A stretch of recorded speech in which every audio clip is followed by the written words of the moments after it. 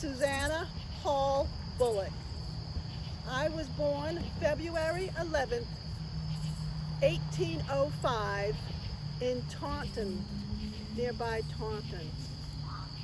I am not interred here, but so many of my ancestors and great aunts and uncles and cousins, they're all here. They were brave people.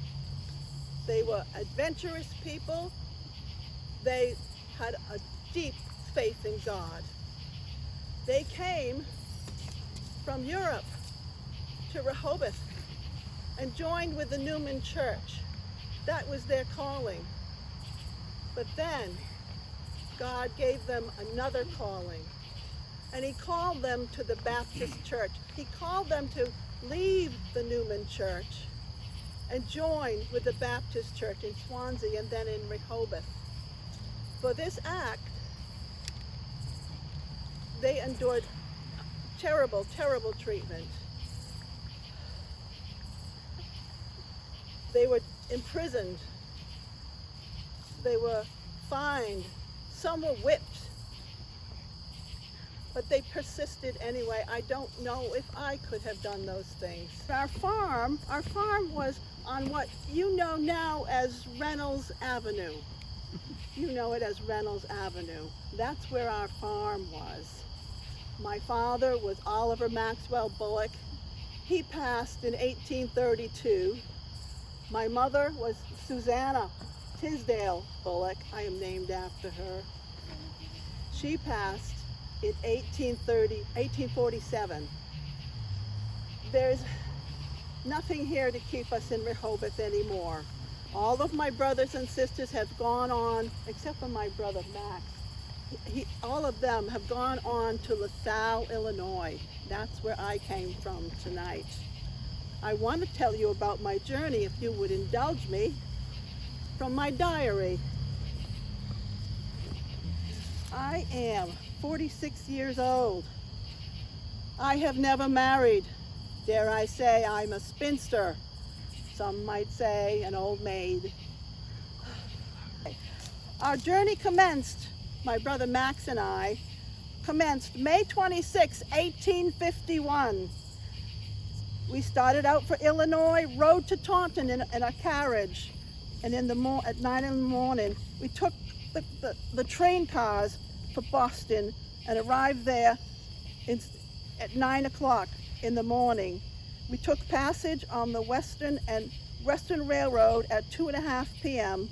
and arrived at Springfield at 6 and put up at the Exchange Hotel for the night. Our journey was over 1,100 miles long. Sometimes we traveled day and night to get to LaSalle, Illinois. On the 27th of May, 8 o'clock, started for Albany, New York, arriving at 1 p.m. We took the train cars at 2 for Buffalo, New York, and we traveled all night by train.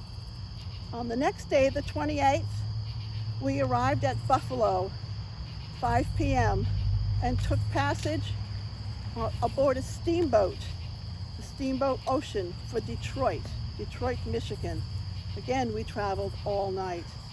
On the 29th, we arrived at Detroit, 5 p.m., and took passage on board the train cars for New Buffalo, Michigan. On the 30th, we arrived at New Buffalo at 7 a.m. and took passage in the schooner Arctic for Chicago. We arrived at Chicago at 11 a.m. and put up at the lake for the night on the Temperance Hotel. We started at 6 p.m. finally for LaSalle, Illinois. On the 31st, we arrived at LaSalle at 4 p.m. This was a journey that took us 5 days. My brother and I. Thank God I was with my brother. June 1st, we met our brother Joseph. Joseph has a farm in LaSalle. He has a beautiful farm. And we have a brother James, and he's a doctor. James went to Harvard Medical School, and he said that it's wonderful out in Illinois. There's plenty of opportunity. I can't wait. I can't wait to start my new life in Illinois. I lived in Illinois for the rest of my life, and I passed on February 5th, 1880. I'm buried in the old cemetery in LaSalle, Illinois. My homestead that I mentioned was on Reynolds Avenue, and it now all belongs to you. You may not know it. It is part of the Reynolds Avenue Conservation Area. Other part of the farm was across the street, but that's no longer available. It's been all developed. But our farmstead was on Reynolds Avenue, and it is now part of the Reynolds Conservation Area. And if you go there, if you visit, you will find the old cellar hole to our home, a big broad slab for a step. You'll find the old well there, and you'll find the foundation to the barn and the pillars that used to hold up the corn crib. And you'll find rock walls. It's very beautiful. It's all grown up for forest now, but you can imagine it in fields with cows and horses and pigs and sheep. And if you would like to read the rest of my diary, you will find it at the Carpenter Museum in the research room. Thank you. Like your spirit. Thank you. May I guide you back? Spirit. Thank you.